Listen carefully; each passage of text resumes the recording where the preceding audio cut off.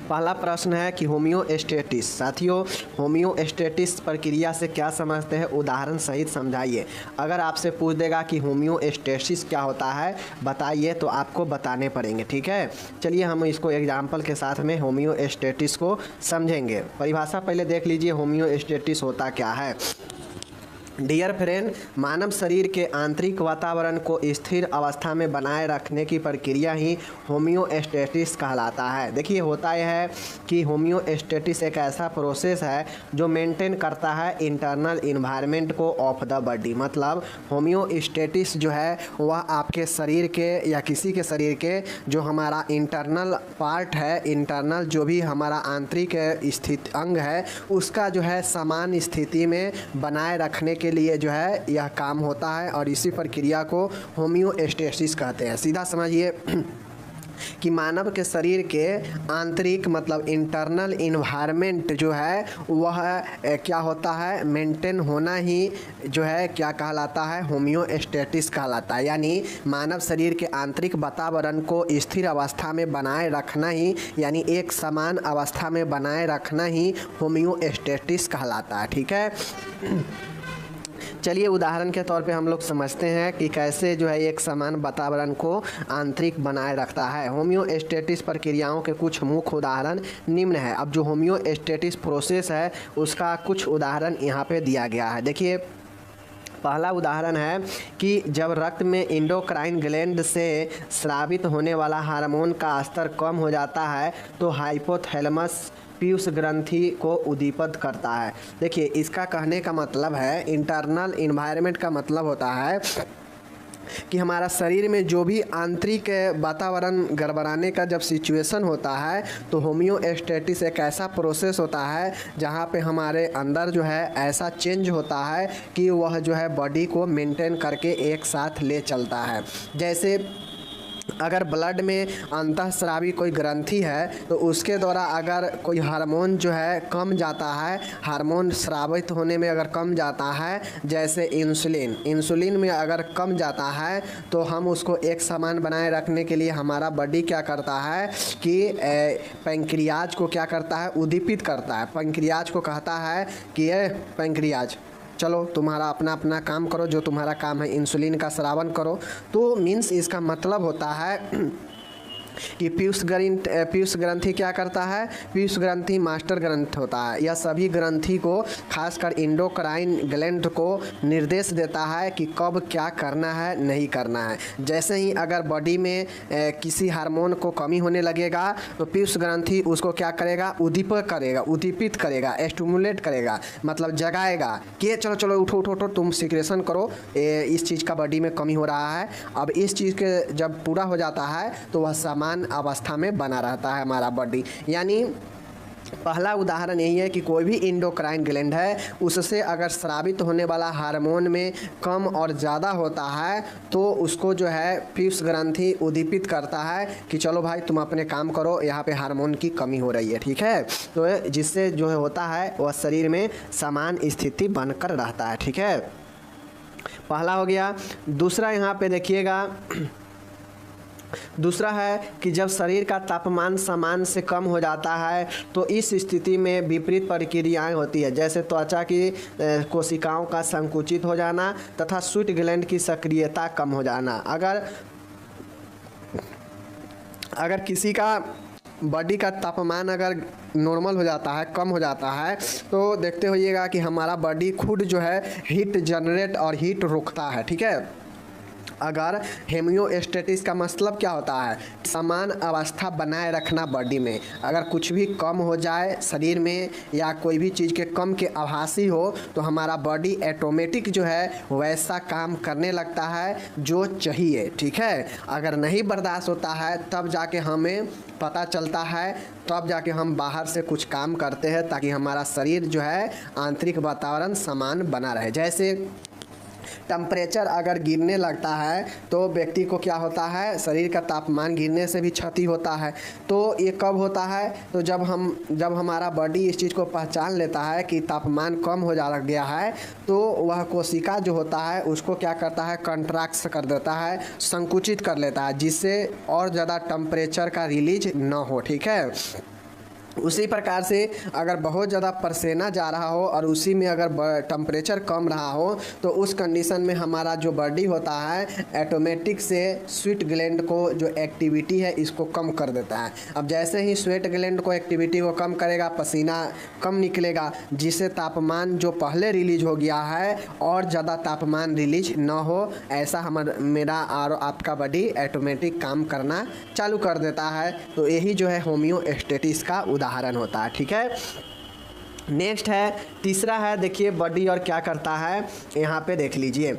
जब शरीर का तापमान सामान्य से अधिक हो जाता है तो त्वचा में मौजूद कोशिकाएं डिलाइट हो जाती है और विभिन्न प्रक्रियाओं द्वारा शरीर में ताप हानि प्रारंभ हो जाता है। ऊपर तो पढ़े हैं कि अगर ताप के लॉस हो जाएगा तो हमारा बॉडी क्या करेगा, ठीक है ना।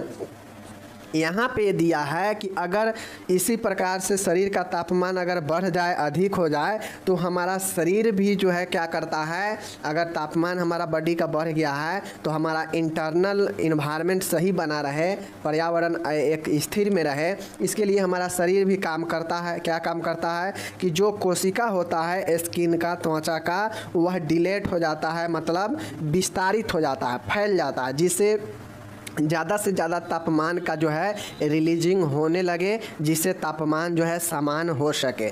अगर एक काम हमारा बॉडी नहीं कर पाता है, फिर जाके बहुत ज़्यादा हीट हो जाता है, तो हम स्पॉन्जिंग वगैरह करके होम्योस्टेसिस करते हैं, समान अवस्था में लाते हैं। ठीक है, चलिए अब है इसके साथ ही इस स्थिति में पसीने की ग्रंथियां सक्रिय होकर अधिक पसीने का सिक्रेशन करती है। यह पसीना शरीर में वाष्पीकृत होता रहता है, इस प्रकार भी तापहीन होती है। अगर और ज़्यादा ताप लाना हो, निकालना हो शरीर से, तो हमारा जो बॉडी है, बॉडी से स्वेट ग्लैंड एक्टिव हो जाता है और बहुत ज़्यादा जो है पसीने का सिक्रेशन करता है, जिससे हमारे शरीर से वाष्पीकरण होकर तापमान कम होता है, तापमान का हानि हो जाता है। तो इस प्रकार से मैंने आपको 3 उदाहरण दे दिया कि एक तापमान बढ़ेगा तो हमारा शरीर कैसे काम करेगा, एक तापमान अगर कमता है तो क्या काम करेगा, और एक तापमान बढ़ता है तो क्या करेगा, और एक था कि अगर कोई अंतःस्रावी ग्रंथि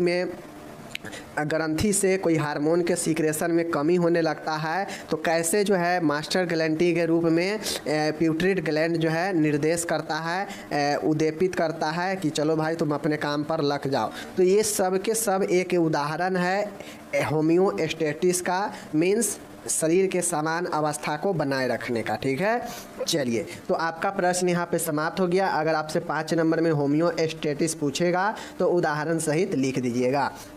इंग्लिश वाले के लिए यहाँ पे इंग्लिश दिया गया है, आराम से आप लोग इंग्लिश में इसको छाप सकते हैं, कोई जो है दिक्कत की बात नहीं है। ठीक है, मैं आपके लिए हिंदी और इंग्लिश सब में लेकर इसीलिए आ रहा हूँ ताकि आप लोग को कोई दिक्कत ना हो। ठीक है, दूसरा प्रश्न यहाँ पे है कि द्रव एवं वैद्युत संतुलन क्या है, शरीर की द्रव वितरण एवं नियंत्रण प्रक्रिया को समझाइए। यहाँ पे क्वेश्चन आपसे और पूछ सकता है फ्लूइड एवं इलेक्ट्रोलाइट बैलेंस, एक आपसे पूछ सकता है कि इलेक्ट्रोलाइट बैलेंस, और एक पूछ सकता है कि इलेक्ट्रोलाइट इम्बैलेंस, मतलब असंतुलन। तो असंतुलन को हम लोग आगे पढ़ेंगे। आज हम लोग देख रहे हैं कि द्रव एवं वैद्युत संतुलन, संतुलन के बारे में देख रहे हैं, बैलेंस के बारे में देख रहे हैं। ठीक है, फ्लूइड और इलेक्ट्रोलाइट बैलेंस के बारे में हम लोग आज चर्चा करते हैं। चलिए देखते हैं।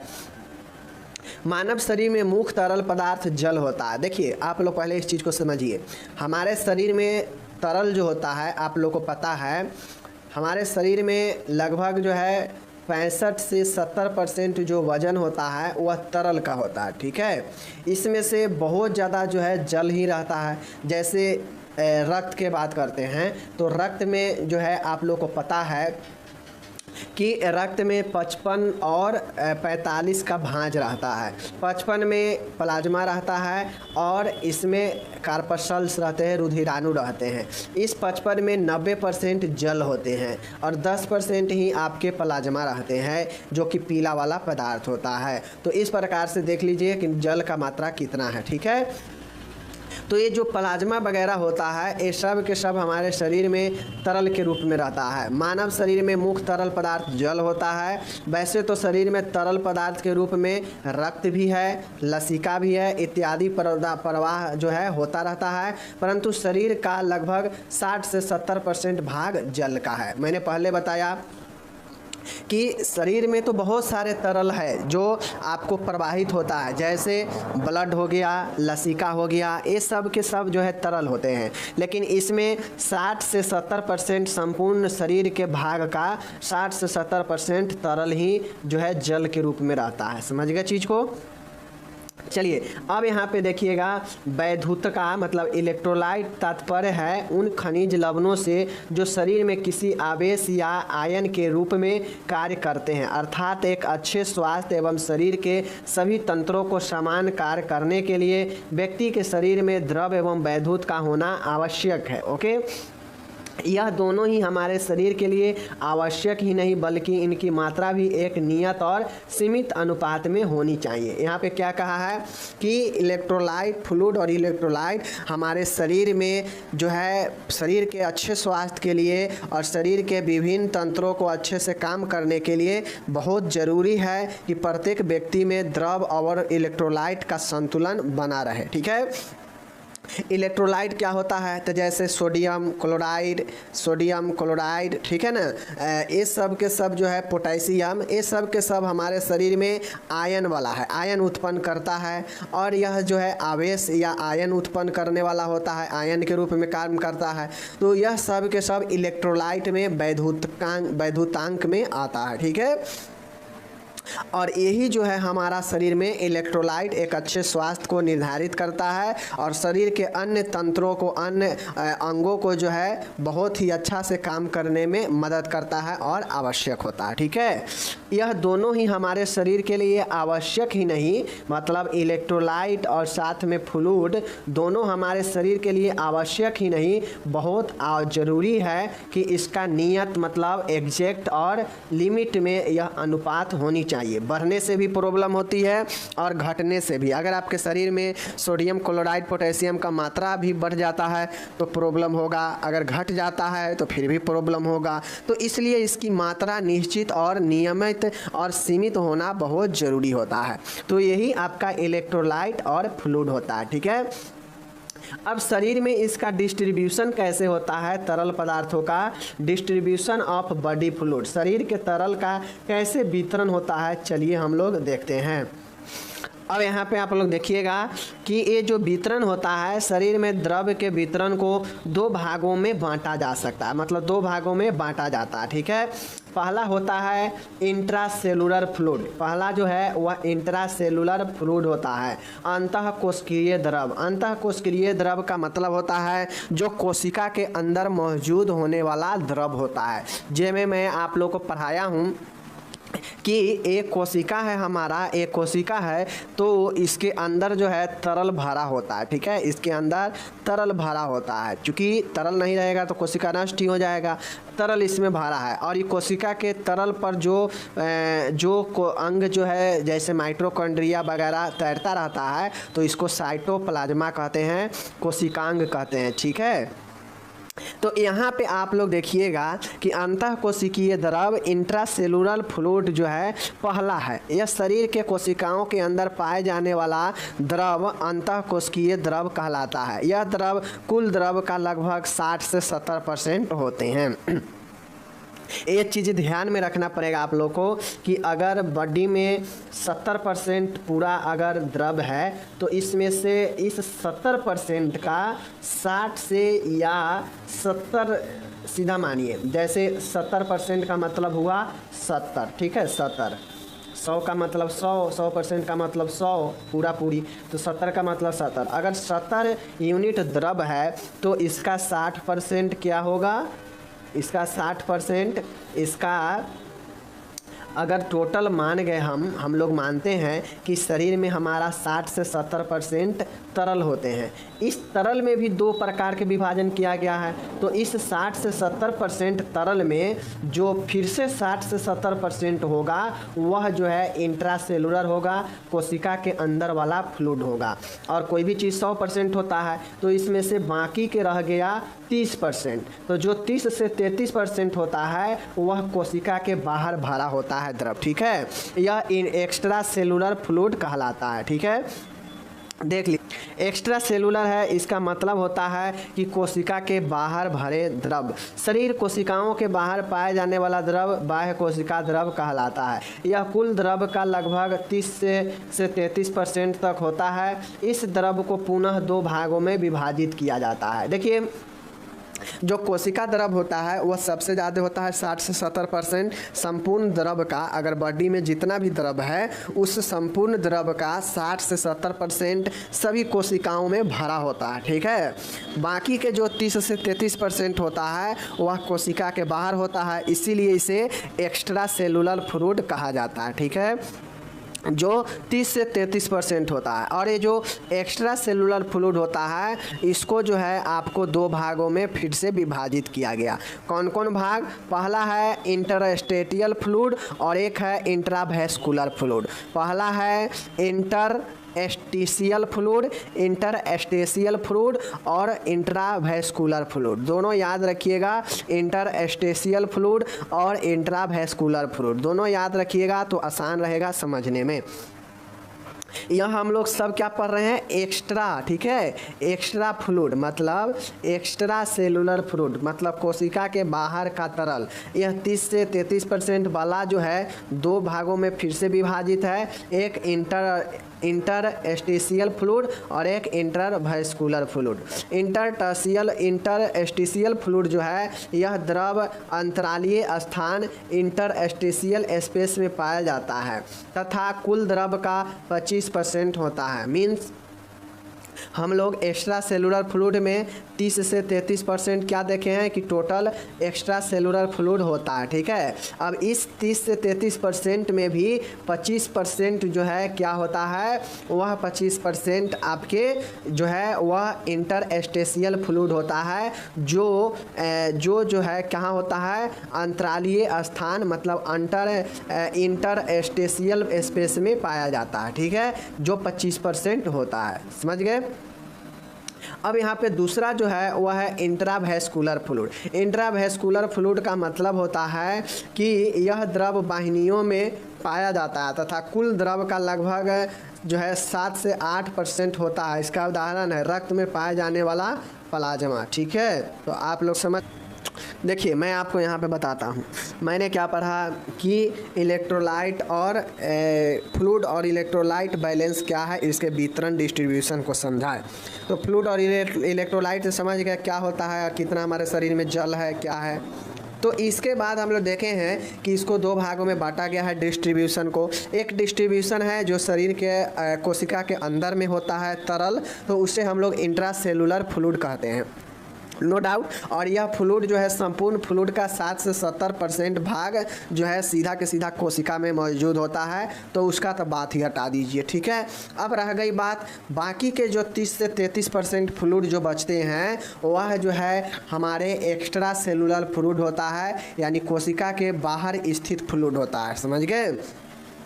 अब इसको भी जो है दो भागों में बांटा गया। एक भाग है इंटरस्टेशियल फ्लूइड और एक भाग है हमारा इंटरवेस्कुलर फ्लूइड। मतलब कि इंटरवेस्कुलर का मतलब है कि जो वाहिका के अंदर होता है और यह कुल 7 से 8% भाग में होता है। और जो ऊपर वाला है इंटरस्टेशियल फ्लूइड, यह 30 से 33% वाले का 25% भाग जो है इंटरस्टेशियल फ्लूइड हो जाता है, जो गैप सब में रिक्त स्थान में पाया जाता है। समझ गए? तो इस प्रकार से उम्मीद है आप समझ गए होंगे।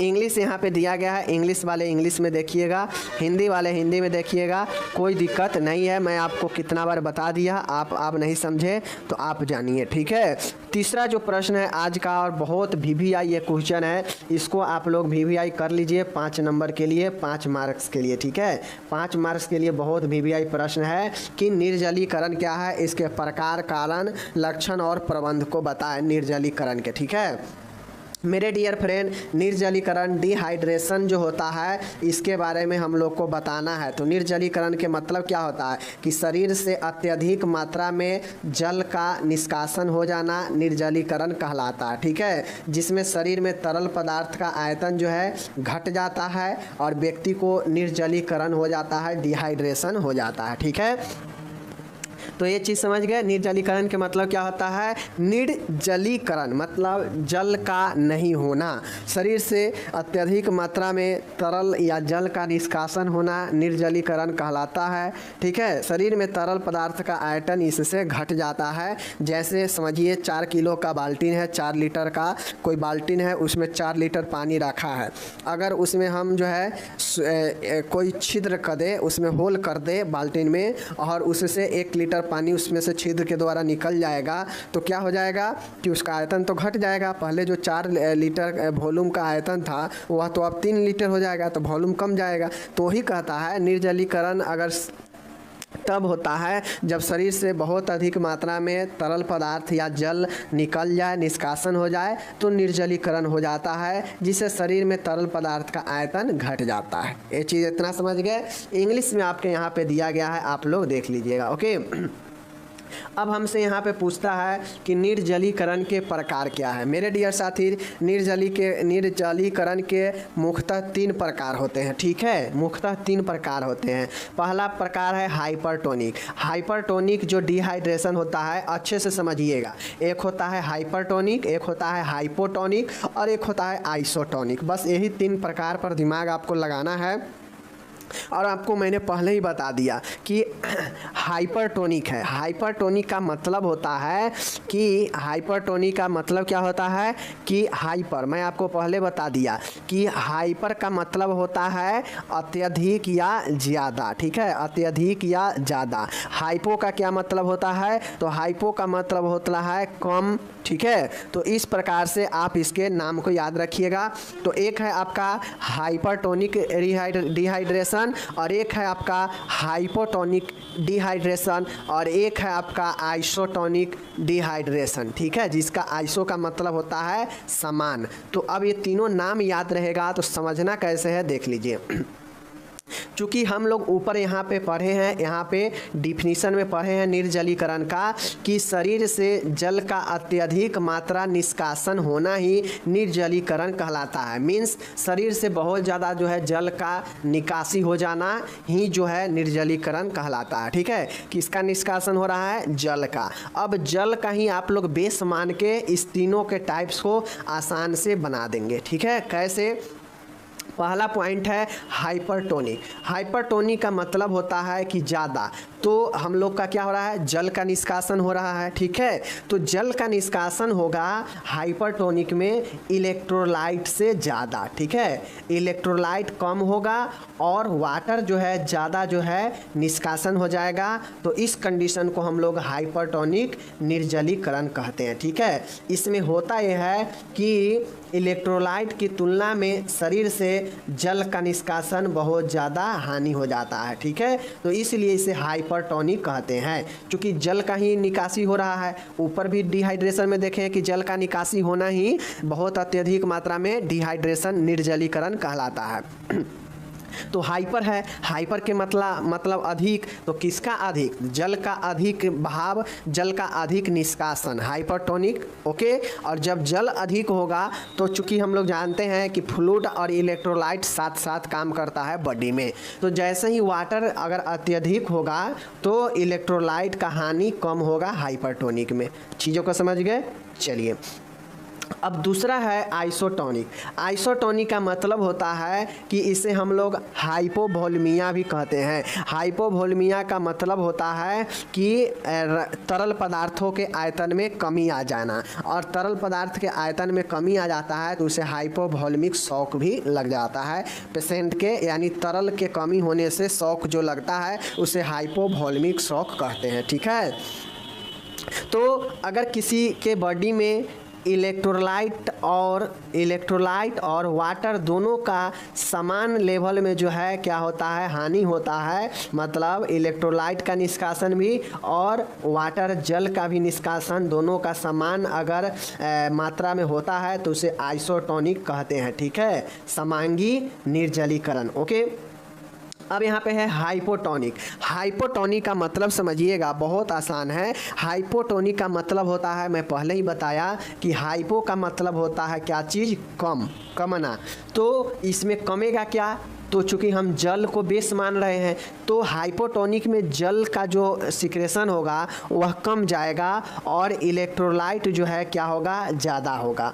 मीन्स हाइपोटोनिक में जल का निष्कासन इलेक्ट्रोलाइट की तुलना में कम होगा। ठीक है, इलेक्ट्रोलाइट ज़्यादा होगा जबकि जल कम होगा, और जल कम होगा इसीलिए इसका नाम हाइपोटोनिक दिया गया, यानी हाइपोटोनिक। चीज़ों को समझ गए? चलिए, तीनों प्रकार अच्छे से समझ गए, कोई दिक्कत नहीं। ओके, इंग्लिश दिया है, इंग्लिश में इंग्लिश वाले अपना देख लीजिएगा, पीडीएफ डिस्क्रिप्शन में हम डाल देंगे। अब हम लोग इसके कारण देखते हैं कि आखिर कौन कौन कारण होते हैं डिहाइड्रेशन होने का। तो हिंदी इंग्लिश सब दिया गया है, यहीं पे देख लीजिए। अगर बहुत ज़्यादा दस्त हुआ हो, उल्टी हुआ हो, बहुत ज़्यादा पसीना निकलने लगता हो, तरल पदार्थों का ग्रहण कम करते हैं, ट्रॉमा चोट के कारण, ओके, अत्यधिक हेमरेज मतलब ब्लीडिंग होना, अति सूत्रता मतलब अति मूत्रता होता है, सूत्रता नहीं, अति मूत्रता। ठीक है, बहुत ज़्यादा जो है मूत्र होना, उष्मा का आघात होना मतलब उष्मा जो है शरीर पर बहुत ज़्यादा अटैक करना, नौमा है जलना और बुखार होना, डायबिटीज इंसिपिडेंस, लंबे समय तक कोई बीमारी होना, डायूरेटिक थेरेपी, ये सब जो है कहीं ना कहीं शरीर से जल का नाश करता है, जल का हानि होता है। जैसे बहुत ज़्यादा अगर यूरिन होगा, मूत्र होगा तो वह भी शरीर का प्रॉब्लम करेगा, तरल कमेगा। बहुत ज़्यादा पसीना निकलना भी, बहुत बुखार होता है तो उसमें बहुत ज़्यादा पसीना निकल जाता है तो बुखार भी एक कारण बनेगा। मतलब वो सारे कारण बनेगा जिससे शरीर में तरल यानी जल का कमी हो सकता है, तो उसको हम लोग कारण में लिख देंगे। ठीक है, अब हम लोग लक्षण देखेंगे कि किसी में अगर डिहाइड्रेशन होता है, निर्जलीकरण यानी जल का कमी होता है, तो उसमें क्या क्या लक्षण दिखाई दे सकते हैं। ठीक है, चलिए देखते हैं। पहला जो लक्षण देखिएगा, मुंह सूखना, बहुत ज़्यादा मुंह सूखने लगता है, गहरा पीला पेशाब होने लगता है। अगर शरीर में तरल कम जाता है तो पेशाब कम आएगा, दौरे पड़ना, कमजोरी लगना, ये सब जो है नॉर्मल होने लगता है। तेज़ सांस जो है चलना, आलसपन आने लगता है, बेचैनी होने लगता है, और ये सब जो है कारण बनता है।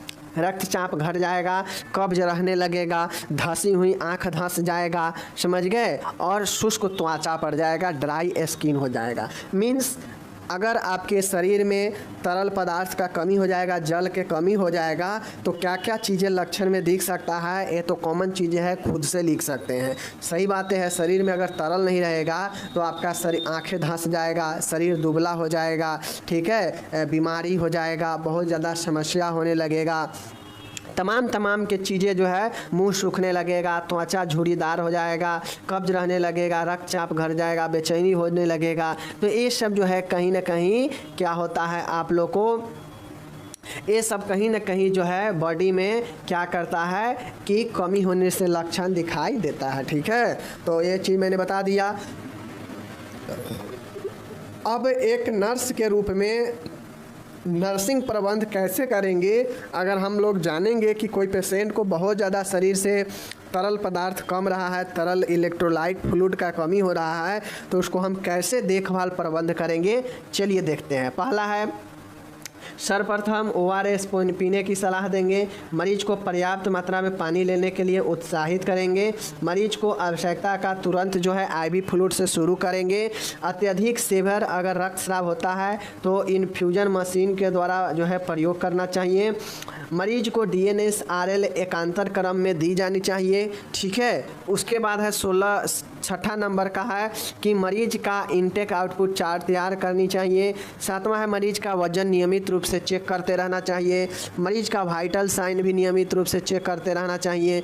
ठीक है, नौमा है मरीज को शांत एवं आरामदायक पोषण जो है वातावरण देनी चाहिए। नेक्स्ट देखिएगा कि 10वां नंबर है कि मरीज को साफ़ सुथरा रखनी चाहिए। उसके बाद है मरीज को मनोवैज्ञानिक सहारा प्रदान करनी चाहिए। एंड यहाँ पे देखिएगा लास्ट वाला है 12 नंबर का कि उल्टी रोकथाम हेतु आदेशानुसार एंटीइमेटिक ड्रग दी जाती है। ये यहाँ पे मस्टोइडाइटिस है, इसके बारे में बताना है, इसके चिन्ह लक्षण बताना है और प्री और पोस्ट ऑपरेटिव प्रबंध को बताना है। अब प्री और पोस्ट या पेरी ऑपरेटिव प्रबंध तभी आता है जब आपके सर्जरी होगा तब, ठीक है। सर्जरी होगा तो आपको प्री और पोस्ट, देखिए एग्ज़ाम में आपसे कैसे पूछता है, कहेगा कि फलाने सर्जरी के प्री और पोस्ट ऑपरेटिव प्रबंध लिखे, नर्सिंग प्रबंध प्री और पोस्ट मतलब सर्जरी से पहले और बाद, ठीक है, ऐसे पूछ देगा। अगर ऐसे नहीं देगा तो आपसे सीधे कह देगा कि सर्जिकल प्रबंध बताए, इसमें नर्सिंग प्रबंध बताए। तो अगर नर्सिंग प्रबंध किसी सर्जरी में पूछेगा और ये नहीं क्लियर करेगा कि प्री और पोस्ट बताना है तो आपको दोनों लिखना पड़ेगा, ठीक है, दोनों लिखना पड़ेगा। समझ गए चीज़ों को। चलिए दे सकते हैं sign symptoms pre and post operative care of मस्टो। यहाँ पे आप लोग देख लीजिए मस्टोइडाइटिस होता क्या है। माय डियर, मस्टोइडाइटिस जो होता है वह यहीं पे फिगर के भी माध्यम से आप लोग देख लीजिए, ठीक है ना। देखिए मस्टोइडाइटिस, ठीक है, कान के पीछे कर्णमूल अस्थि मस्टोइड प्रोसेस, कान के पीछे यहाँ पे आप लोग देख सकते हैं, ये जो कान है, कान के ठीक पीछे ये अस्थि जो होता है, आप लोग छू के देखिएगा अपने कान के पीछे, वहाँ पे हड्डी आपको महसूस होगा, वही हड्डी जो है मस्टोइड बोन होता है, मस्टोइड प्रोसेस बोलते हैं उसको, ठीक है, कर्णमूल अस्थि बोलते हैं। इसके कोशिकाओं में होने वाले संक्रमण को कर्णमूल शोथ यानी मस्टोइडाइटिस कहते हैं। कान से जुड़ी मस्टोइड अस्थि के एंट्रम का पर्दा जो है मस्टोइडाइटिस कहलाता है, ठीक है। तो आप लोग को एक समझना पड़ेगा माय डियर कि कान से जुड़ा हुआ हमारा ये हड्डी होता है, कौन, मस्टोइड, जो कि कान के पीछे होता है, जिसे हिंदी में कर्णमूल अस्थि कहते हैं, ठीक है। अब चूंकि जानते हैं हड्डी हो या मांस हो कुछ भी हो, सब के सब हमारा कोशिका से बना है, तो ये जो मस्टोइड बोन का जो कोशिका है इसमें संक्रमण हो जाता है, इन्फ्लामेशन हो जाता है और इसी को जो है हम लोग मस्टोइडाइटिस कहते हैं, ठीक है। यानी ये कान से जुड़ा हुआ जो बोन है इसके एंट्रम का पर्दा, ठीक है ना, एंट्रम का पर्दा मस्टोइडाइटिस कहलाता है। ये यहाँ पे मस्टोइडाइटिस होगा, ठीक है, ध्यान में रखिएगा। तो यहाँ पे मस्टोइड बोन होता है और यहाँ पे आप लोग दिख रहा होगा कि इस प्रकार से सूजन आपको दिखा रहा है ना, यही सूजन इन्फ्लामेशन संक्रमण वगैरह होता है, या इसको इन्फ्लामेशन भी कह सकते हैं। और इन्फ्लामेशन सिर्फ और सिर्फ संक्रमण से ही नहीं होता है, चोट टूट लगने से कारण से भी होता है, ठीक है। तो देख सकते हैं यहाँ पे सूजन हुआ है। अब ये कान के पीछे वाला जो हड्डी होता है इस पर जुड़ा हुआ होता है मस्टोइड बोन, ठीक है, मस्टोइड बोन जुड़ा होता है कान से। अब अगर मान गए इस मस्टोइड बोन में अगर इफेक्ट पड़ेगा तो उसका इफेक्ट आपके कानों तक पहुंच जाता है। इसीलिए आप लोग देखते होइएगा कि पहले जो हम लोग देखे हैं, इससे पहले हम लोग कान के क्या देखें, ओटाइटिस मीडिया देखे हैं ना, मेनियर्स रोग देखें, काने का ही था, ठीक है ना। तो वहाँ पे हम लोग देखे थे कि मस्टोइडेक्टोमी भी होगा, मस्टोइड प्रोसेस का सर्जरी भी होगा वहाँ भी। तो क्योंकि कान से जुड़ा हुआ है, तो अगर कान में प्रॉब्लम है तो हो सकता है कहीं मस्टोइड बोन के कारण भी हो, इसमें चोट लगने के कारण भी कान में आंतरिक क्षति पहुँचता हो, तो इसके कारण, समझ गए चीज़ों को। तो ये चीज़ें याद रखिएगा, मस्टोइड क्या होता है और मस्टोइडाइटिस क्या होता है, तो समझ गए होंगे आप लोग, समझ गए ना। देख सकते हैं नॉर्मली आप लोग देखते भी होइएगा कि ये चीज़ें अगर संक्रमण होता है ना, इसमें अगर संक्रमण के कारण ये प्रॉब्लम है तो देखते होइएगा आप लोग, ये चीज़ें बच्चा में ज़्यादा होता है। बच्चा के कान के पीछे आप लोग देखते होइएगा कि सूजन हो जाता है, एकदम लाल हो जाएगा और सूजन हो जाता है, किसी किसी का तो उसमें घाव भी हो जाता है, ठीक है। तो ये जो चीज़ें अगर कान के पीछे होता है मस्टोइड बोन में, तो यही हमारा मस्टोइडाइटिस होता है। देख सकते हैं स्पष्ट रूप से इसमें दिख भी रहा है, ठीक है ना। तो ये चीज़ें हो गया मस्टोइड, समझ गए कि मस्टोइड बोन से कान से जुड़ी हुई जो मस्टोइड बोन है उसके एंट्रम में इन्फ्लामेशन होना मस्टोइडाइटिस कहलाता है, ठीक है, कोई दिक्कत नहीं। चलिए माय डियर, अब आप लोग को पता है कि कोई भी इन्फ्लामेशन हो, कोई भी बीमारी हो, संक्रमण हो, उसका कारण होता है। तो देख लीजिए, कारण में मस्टोइड बोन में चोट लगना, अगर मान गए कान के पीछे मस्टोइड बोन में किसी चीज़ से चोट लग गया हो तो ये कारण बन सकता है इन्फ्लामेशन का। अगर बार बार ओटाइटिस हुआ है, ओटाइटिस मतलब समझ रहे हैं ना कि मध्य कान का संक्रमण, अगर बार बार मध्य कान में संक्रमण हो रहा है तो हम लोग को पता है कि कान से जुड़ा हुआ है मस्टोइड बोन, तो कहीं ना कहीं मस्टोइड बोन में भी क्षति पहुँचा सकता है, ठीक है ना। उसके बाद है ऑस्टिचियन ट्यूब में अवरोध। अब एक ट्यूब होता है कान के अंदर, ठीक है। ये ऑस्टियन ट्यूब में जो है क्या होगा, अवरोध होगा, ऑब्स्ट्रक्शन होगा, जिसके कारण जो है प्रॉब्लम होगा, एलर्जी होना, ठीक है, एलर्जी होना, वायरल इन्फेक्शन होना, तो अलग अलग जो है कारण हो सकते हैं, ठीक है, जिसके कारण मस्टोइड बोन में ये प्रॉब्लम आता है, ठीक है। समझ गए, कोई दिक्कत नहीं। चलिए तो कारण यहाँ पे बता दिए। कारण में एक बार और देख लीजिए, चोट लगना मस्टोइड बोन में, बार बार ओटाइटिस होना, एस्टिचियन ट्यूब में अवरोध होना, एलर्जी होना। ओके, चलिए क्लिनिकल फीचर क्या होते हैं, अब हमको लक्षण दिखना है। अब मानिए हमको कान के पीछे हड्डी में हमें प्रॉब्लम आ गया है, तो क्या क्या जो है अनुभव करेंगे, क्या क्या लक्षण दिखेंगे, देख लीजिए यहाँ पे स्पष्ट रूप से दिया गया है। कान के पीछे अस्थि में तेज दर्द होगा। अब माय डियर, अगर समझिए चोट के कारण हो या संक्रमण के कारण हो या एलर्जी के कारण हो, किसी भी कारण से या ओटाइटिस के कारण हमें मस्टोइड बोन में प्रॉब्लम आ गया है, तो जाहिर सी बात है प्रॉब्लम आने से तेज दर्द होगा ही होगा, वो भी कान में है, कान के आसपास में है तो होगा ही होगा।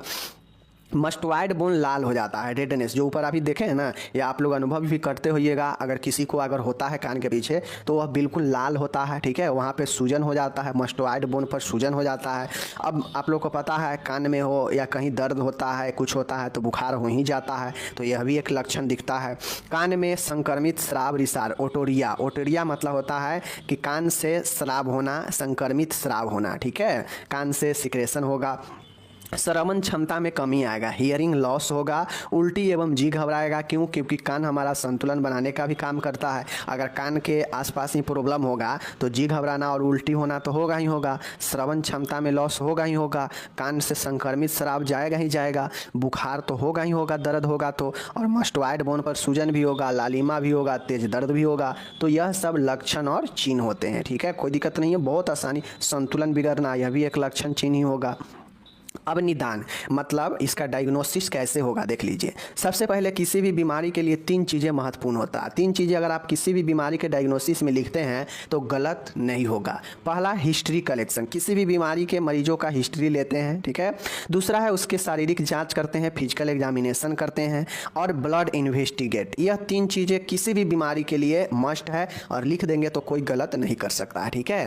तो ये 3 चीज़ें तो होगा ही होगा, ठीक है। उसके बाद है ईयर डिस्चार्ज कल्चर, कान से जो डिस्चार्ज सिक्रेशन होता है उसको जो है क्या करते हैं, टेस्ट करते हैं, कल्चर टेस्ट, ठीक है। उसके बाद एक्सरे करेंगे, इससे भी नहीं होगा, सीटी स्कैन करवाएंगे। तो और सारे जो है हम इस चीज़ को लिखते हैं, ठीक है। चलिए जटिलता में, कॉम्प्लिकेशन में क्या लिखते हैं, जटिलता में क्या लिखते हैं माय डियर। अगर जटिलता के मतलब होता है कि मान गए इस बीमारी को अगर ना ट्रीटमेंट कराया जाए तो और क्या जो है रूप ले सकता है, क्या कॉम्प्लिकेशन हो सकता है, ठीक है। तो देखिए ये जो है मस्टोइड बोन क्या क्या पैदा कर सकता है आगे, मेनिंजाइटिस, मेनिंजिस का प्रॉब्लम, मेनिंजाइटिस, चेहरे पर लकवा, फेशियल पैल्सी, चेहरा पर लकवा मार देगा, ठीक है। मस्तिष्क में घाव होना, ब्रेन अब्सेस होना, चूँकि संक्रमण फैलते जाएगा तो कान के आसपास ही हमारा ब्रेन है तो उसमें संक्रमण हो जाएगा।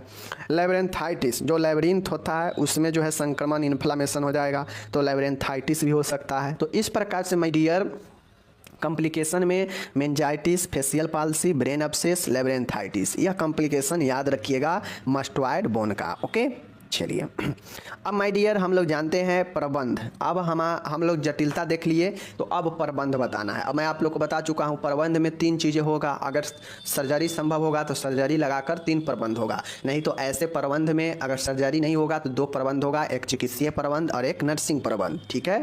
चलिए तो देख लीजिए प्रबंध में हमें क्या लिखना है, पहले चिकित्सीय प्रबंध, किसी भी बीमारी का पहले दवाई ही चलता है, अगर दवाई से नहीं सुनता है तब जाके हम उसे, अगर सर्जरी संभव है तो सर्जरी करते हैं, ठीक है। चलिए तो देखिए संक्रमण के लिए एंटीबायोटिक देंगे। अगर मान गए संक्रमण के कारण ये प्रॉब्लम है तो एंटीबायोटिक में सिप्रोफ्लॉक्सासिन देंगे, जेंटामाइसिन देंगे, एमोक्सिक्लेव देंगे, ठीक है। बहुत सारे एंटीबायोटिक है, नाम याद रख लीजिए, सिप्रोफ्लॉक्सासिन, जेंटामाइसिन। यह जो है सिप्रोफ्लॉक्सासिन ज़्यादा कान, नाक में और आँख में एंटीबायोटिक के रूप में काम ज़्यादा करता है, ठीक है, जेंटामाइसिन। ओके, एमोक्सिक्लेव जो होता है वह घाव वगैरह में ज़्यादा काम देता है। रोगी को एनाल्जेसिक, दर्द के लिए एनाल्जेसिक, ट्रामाडोल, डाइक्लोफेनिक सोडियम। देखिए ट्रामाडोल, डाइक्लोफेनिक सोडियम दोनों दर्द से राहत के लिए दिया जाता है, ठीक है। तो यह एनाल्जेसिक होता है। ओके, चलिए अब यह महत्वपूर्ण चीज़ें हैं, मैंने बता दिया दर्द के लिए और संक्रमण के लिए यही 2 मुख्य चीज़ें हैं। आप लिखने के लिए चिकित्सीय प्रबंध में और लिख सकते हैं, चूँकि हम लोग फीवर भी देखे हैं तो फीवर के लिए हम लोग क्या लिखेंगे, फीवर के लिए क्या लिखेंगे, फीवर के लिए एंटीपायरेटिक लिखेंगे, पैरासीटामोल, ठीक है ना, डाइलोना ये लिख देंगे, ठीक है। ये चीज़ हो गया। डोलो जो है बुखार के लिए काम आता है, तो वो चीज़ें हो जाएगा। समझ गए चीज़ों को। चलिए अब इसमें सहायक लक्षण का भी जो है आप चीज़ें को ऐड कर सकते हैं चिकित्सीय प्रबंध में। ओके, अब आ गया सर्जिकल प्रबंध। अब मस्टोइड बोन मान गए, दवाई दिए संक्रमण का, दर्द का, उससे राहत नहीं हो रहा है, संक्रमण नहीं जा रहा है, तो कहीं ना कहीं हम समझेंगे कि इसका प्रॉब्लम अंदर तक जा चुका है या कोई चोट के कारण हो सकता है। तो उसके लिए फिर हम सर्जरी करते हैं, ठीक है। सर्जरी जो है हम तब करते हैं जब सीवियर इन्फ्लामेशन हो, मतलब बहुत खतरनाक गंभीर जो है प्रदाह हुआ हो, तो जो है हम ये सर्जिकल प्रबंध करते हैं, ठीक है। चलिए, सर्जरी में दो महत्वपूर्ण सर्जरी होता है। एक मस्टोइड बोन में अगर सीमित क्षति हो तो यह सर्जरी की जाती है, ठीक है। पहला पॉइंट होगा, मस्टोइड बोन में अगर सीमित क्षति होती है ना, तो हम लोग जो है क्या करते हैं, पहला वाला काम करते हैं, ठीक है। यह चीज़ें आप लोग देख लीजिए। माय डियर, आप लोग यहाँ पे लिख लीजिएगा, मैं बता देता हूँ। पहला वाला जो है इसमें मैरिंगोटोमी होता है। क्या होता है? मैरिंगोटोमी, ठीक है, मैरिंगोटोमी याद रखिए, ठीक है। ये पहला वाला में लिख लीजिएगा। अगर मान गए मस्टोइड बोन में अगर लिमिट क्षति हुआ हो, ठीक है ना, लिमिट अगर डैमेज हुआ हो, तो उसे मैरिंगोटोमी के द्वारा जो है सर्जरी करके ठीक किया जाता है। और हम लोग जानते हैं कि टोमी मतलब होता है सर्जरी, जिसके भी अंत में टोमी लगा हो तो सर्जरी होगा। मैरिंग मतलब जो हमारा मैरिंग होता है, उससे मैरिंज जो होता है, उस मैरिंग को जो है सर्जरी द्वारा करते हैं तो मैरिंगटोमी होता है, ठीक है। तो ये कब किया जाएगा? जब मस्टोइड बोन में हल्का फल्का क्षति हुआ हो, लिमिट क्षति हुआ हो, तब मैरिंगटोमी किया जाता है। कोई दिक्कत नहीं, पहला लिख लीजिएगा, समझ गए। दूसरा है माय डियर मस्टोइडेक्टोमी। अब यहाँ पे एक चीज़ समझ लीजिए, क्वेश्चन आपको यहीं पे पूछता है कि मस्टोइडाइटिस होता क्या है, कारण लक्षण बताए, निदान बताए, और साथ में ये पूछ लेगा कि मस्टोइडाइटिस वाले मरीजों का सर्जिकल प्रबंध बताएं। तो सर्जिकल प्रबंध इसमें सबसे महत्वपूर्ण यही होता है। मस्टोइडाइटिस वाले पेशेंट का मस्टोइडेक्टोमी सर्जरी महत्वपूर्ण होता है, ठीक है। इसमें होता है कि जितना जगह अगर इन्फ्लामेटेड पार्ट होता है उसको हटा दिया जाता है, और यह दो प्रकार की होती है, ठीक है। मस्टोइड बोन मान गए यहाँ से लेकर यहाँ तक, अगर ठीक है ना, मान गए ये पूरा मस्टोइड बोन है, ठीक है, यहाँ से लेकर अगर यहाँ तक क्षति हो गया है मस्टोइड बोन में, तो क्या करते हैं, उसको मैरिंगटोमी करेंगे, ठीक है। लेकिन लिमिट क्षेत्र है तो मैरिंगटोमी करेंगे। लेकिन अगर लिमिट ना है, असीमित है, ठीक है, अगर मान गए बहुत ज़्यादा दूर तक है तो उसमें मस्टोइडेक्टोमी करते हैं, और जितना दूर तक इन्फ्लामेटेड पार्ट का असर होता है वो उतना दूर तक जो है उसको मैरिंगटोमी के द्वारा, मस्टोइडेक्टोमी के द्वारा हटा देते हैं, ठीक है। याद रखिए स्पेलिंग, मस्टोइड लिखकर उसमें डेक्टोमी लिख दीजिएगा, मस्टोइडेक्टोमी हो जाएगा। इसमें इन्फ्लामेटेड पार्ट को हटा दिया जाता है। यह दो प्रकार से होता है यह सर्जरी, ठीक है। एक होता है पार्शियल मस्टोइडेक्टोमी और एक होता है रेडिकल मस्टोइडेक्टोमी। दोनों याद रखिएगा, पार्शियल मस्टोइडेक्टोमी और रेडिकल मस्टोइडेक्टोमी, ठीक है। अब ये लिख दीजिएगा कि इसमें मस्टोइडेक्टोमी होता है। तो इसके बाद आपसे ये पूछेगा कि मस्टोइडेक्टोमी वाले पेशेंट का जो है सर्जरी से पहले, सर्जरी के बाद जो है नर्सिंग प्रबंध बताए। तो माय डियर, मैं नर्सिंग प्रबंध नहीं बताऊंगा, क्योंकि मैं बार बार बता चुका हूं कि सर्जिकल वाले पेशेंट का कैसे नर्सिंग प्रबंध जो है आपको लिखना है, कैसे दिमाग में पॉइंट बनाना है, कैसे लिखना है। अगर आप एवरेज स्टूडेंट बनना चाहते हैं सबके तरह, तो डायरेक्ट जो है लिखिए नर्सिंग प्रबंध शैल क्रिया से पूर्व, और उसमें जो है सीधा जितना पॉइंट होता है 7, 8, 10, 15 पॉइंट लिखते चलिए।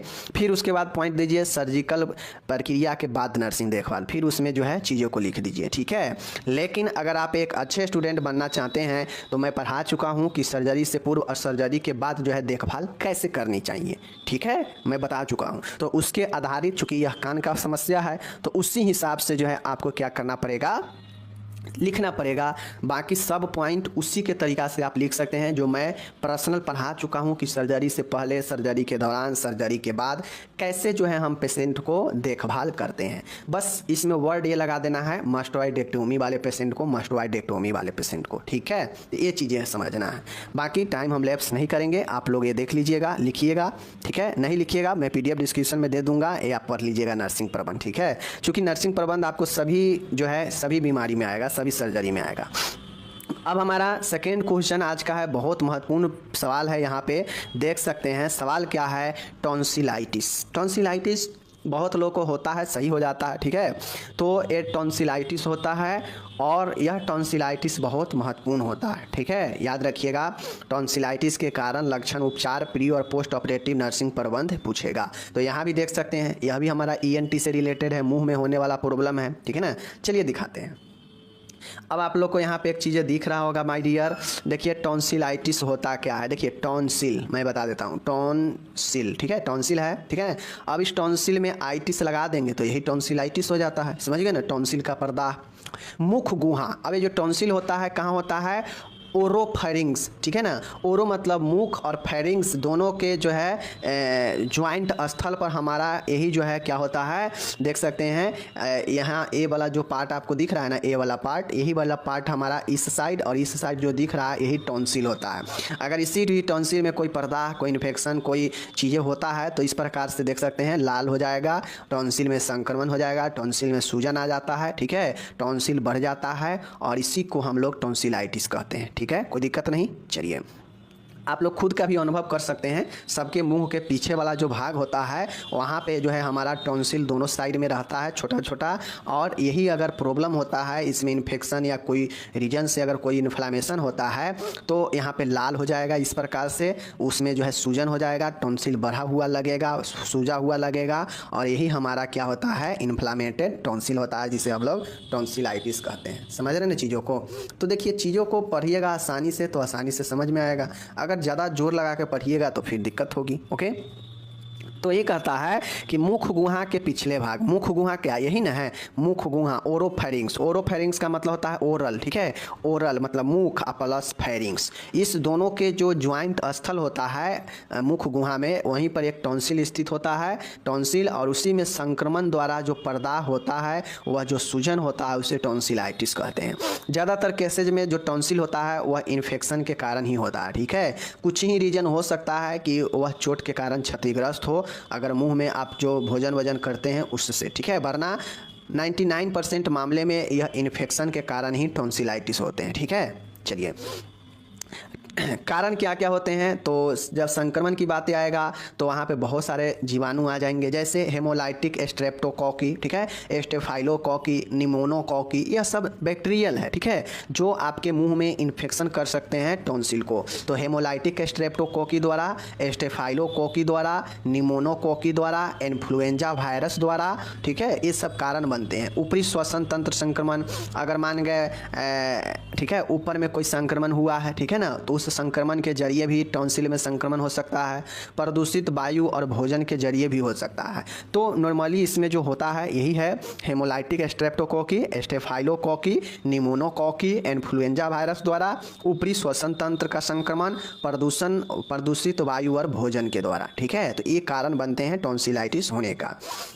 लक्षण क्या होते हैं, क्लिनिकल फीचर, मान गए किसी को टॉन्सिलाइटिस हो चुका है, टॉन्सिल में संक्रमण हो चुका है, तो उससे क्या क्या लक्षण दिखते हैं। तो सबसे पहले गले में खराश होगा, ठीक है, सॉर थ्रोट होगा, ठीक है, निगलने में दर्द होगा, डिस्फेजिया होगा, क्योंकि यहीं पे दोनों साइड से ही जो है क्या होता है व्यक्ति के टॉन्सिल होता है। तो जब से ही भोजन निकलता है तो इसमें टच होगा ही होगा, तो टच होगा तो दर्द होगा, निगलने में दर्द होगा, ठीक है ना।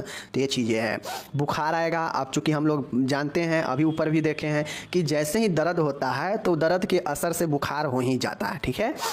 बॉडी एक होगा, बदन दर्द कर सकता है, जीभ पर सफ़ेद स्राव आना, व्हाइट कंटेंट डिस्चार्ज होगा, जीभ पर सफ़ेद स्राव आना, व्हाइट कोटेड टंगू, मतलब जो टंगू है उस पर व्हाइट परत बनने लगेगा, सर्दी लगना, कंपकपी आना, ठीक है, टॉन्सिलाइटिस के साथ में आ जाता है। गले की लसिका ग्रंथियों में सूजन, जो लिम्फ ग्लैंड होता है गले का, उसमें भी सूजन आ जाएगा। तो एक प्रॉब्लम अनेकों लक्षण देते हैं, और यही लक्षण सब आप लोग यहाँ पे देख सकते हैं कि गले में खराश होना, निगलने में दर्द होना, बुखार आना, बदन दर्द होना, जीभ पर सफ़ेद स्राव आना, सर्दी लगना, कंपकंपी आना, ठीक है ना, गले की लसिका लिम्फ ग्लैंड में सूजन होना। तो ये सब चूँकि हम लोग जानते हैं गले में ही एक लिम्फ नोड गले में होता है, तो उसमें भी सूजन आ जाता है, ठीक है ना। अब इसका उपचार क्या है, तो हम लोग जानते हैं उपचार में क्या क्या होगा। तो चलिए उपचार में हम लोग देखते हैं। उपचार कहिए या प्रबंध कहिए, बात हुई है। उपचार में बात होगा तो पहले हम लोग मेडिकल प्रबंध लिखेंगे, चिकित्सीय प्रबंध लिखेंगे, ठीक है। देखिए रोगी को संक्रमण के लिए एंटीबायोटिक दिया जाता है, जैसे सेफ्टोजाइम, एरिथ्रोमाइसिन, सिप्रोफ्लॉक्सासिन, एमिकासिन, ठीक है, जेंटामाइसिन, यह सब के सब एंटीबायोटिक है, ठीक है, एंटीबायोटिक है, ठीक है। सेफ्टोजाइम, एरिथ्रोमाइसिन, सिप्रोफ्लॉक्सासिन, एमिकासिन। अब मानिए इसमें से चारों नहीं याद रख पा रहे हैं, तो जो आसान लगे एरिथ्रोमाइसिन, सिप्रोफ्लॉक्सासिन, एमिकासिन, यही 3 याद रखिए, एंटीबायोटिक दवा, ठीक है। रोगी को एंटीपायरेटिक दवाइयाँ देते हैं, एंटीपायरेटिक दवाइयाँ देते हैं, ठीक है, याद रखिएगा, एबुप्रोफेन और एसिटामिनोफेन, ठीक है, यह दवाइयाँ देते हैं दर्द से राहत के लिए, बुखार से कम करने के लिए, ठीक है। तीसरा है गंभीर स्थिति में सर्जरी के द्वारा टॉन्सिल को काट कर हटा दिया जाता है, इसे टॉन्सिलेक्टोमी कहा जाता है। माय डियर, अब उपचार में हम संक्रमण के लिए, बुखार के लिए, दर्द के लिए दवाइयाँ देंगे, ठीक है। अगर उससे ठीक हो गया तो ठीक हो गया, नहीं ठीक हुआ और टॉन्सिल और ज़्यादा बढ़ते जा रहा है, उसमें गंभीर संक्रमण होते जा रहा है, तो फिर हम उसमें क्या करते हैं, एक सर्जरी करते हैं जिसमें टॉन्सिल को हम लोग टॉन्सिलेक्टोमी सर्जरी के द्वारा काट कर हटा देते हैं और काम तमाम हो जाता है टॉन्सिल का, ठीक है। तो आप लोग लिखिएगा कि अगर उपचार दवाई के द्वारा अगर संभव न हो टॉन्सिलाइटिस का, तो उसमें टॉन्सिलेक्टोमी किया जाता है, जिसे यह एक सर्जिकल प्रोसेस है, ठीक है। अब पेशेंट को मानिए सर्जिकल प्रोसेस में टॉन्सिलेक्टोमी करके टॉन्सिल को हटा दिया गया, तो यह तो उपचार हो गया। अब इसमें नर्सिंग प्रबंध में आप क्या क्या लिखेंगे, चूँकि एग्जाम में आपसे पूछेगा कि सर्जिकल टॉन्सिलेक्टोमी वाले पेशेंट के लिए, मतलब जिसका टॉन्सिल का सर्जरी हुआ है उसे टॉन्सिलेक्टोमी कहते हैं। तो टॉन्सिलेक्टोमी में पेशेंट को टॉन्सिल के सर्जरी होने से पहले, मतलब प्री ऑपरेटिव, और टॉन्सिल के सर्जरी होने के बाद क्या क्या देखभाल हम करेंगे ये बताना होगा। तो आप लोग यहाँ पे देख लीजिए क्या क्या देखभाल करेंगे। चलिए एक क्वेश्चन को बता देते हैं। प्री ऑपरेटिव नर्सिंग केयर, ठीक है, मतलब सर्जरी से पहले देख लीजिए यहाँ पे, रोगी व परिजनों से लिखित सहमति प्राप्त करेंगे, रोगी को सर्जरी के लाभ व हानि के बारे में बताएंगे, रोगी को सभी वाइटल साइन की जांच करनी चाहिए, ओटी में भेजने से पूर्व रोगी का तैयार करना चाहिए और डॉक्टर को निर्देशित सभी दवाइयाँ पेशेंट को दी जानी चाहिए। ये सर्जरी से पहले की बात है, जो जो इंपॉर्टेंट था मैंने बता दिया। इसी प्रकार से आप उसमें, ऐसा नहीं है कि 4 पॉइंट हो गया तो अब प्री ऑपरेटिव केयर हो गया, लगभग 10-15 पॉइंट आप लिखेंगे तब जाके कंप्लीट होगा। मैं बता दिया हूँ कि इस प्रकार से आपको लिखना है, ठीक है। शल्य क्रिया के बाद आप क्या क्या कर सकते हैं, देख लीजिए। रोगी के जैविक चिन्हों को नियमित वहाँ भी किए, यहाँ भी जांच करेंगे। ऑपरेशन के बाद जो है लेटरल पोजीशन में लिटाएंगे, क्यों, क्योंकि मुंह से कोई भी श्राब हो या रक्त का हो या कुछ भी हो, नाक से कोई श्राब हो तो वह डायरेक्ट बाहर निकल जाए, ठीक है। पोस्ट ऑपरेटिव ऑर्डर में डॉक्टर द्वारा निर्देशित सभी एंटीबायोटिक दवाइयाँ नियमित रूप से देंगे, ओके। रोगी को आवश्यकता अनुसार अन्य दवाइयाँ दी जाती है, जैसे एंटीमेटिक, वोमिटिंग को रोकने के लिए, एंटीपायरेटिक्स और एंटासिड, ठीक है। और पेशेंट का चूँकि सर्जरी हुआ है तो जब तक डॉक्टर का निर्देश न हो तब तक जो है हम पेशेंट को मुंह के द्वारा भोजन नहीं देंगे, क्योंकि मुँह का ही सर्जरी है। तो अन्य प्रोसेस, अन्य देखभाल आप लोग खुद से लिखिएगा, ज़्यादा समय लेने से कोई फ़ायदा नहीं है। आप लोग को मैं बता चुका हूँ कि नर्सिंग प्रबंध सर्जरी के पहले, सर्जरी के बाद कैसे लिखते हैं। तो सबसे बेस्ट तरीका है कि आप पॉइंट में पॉइंट बनाते चलिए, उसमें लिखते चलिए। ये तो खैर एक नॉर्मल एवरेज बच्चे की तरह है कि हाँ सीधा सर्जिकल क्रिया के बाद जो है 10 पॉइंट 15 पॉइंट लिख दें, तो ये तो कोई भी लिख सकता है, ठीक है ना। बाकी आप स्मार्ट बनिए, स्मार्ट तरीके से लिखिए। मिलेंगे हम अगले वीडियो में, आप अपना ख्याल रखिएगा, धन्यवाद।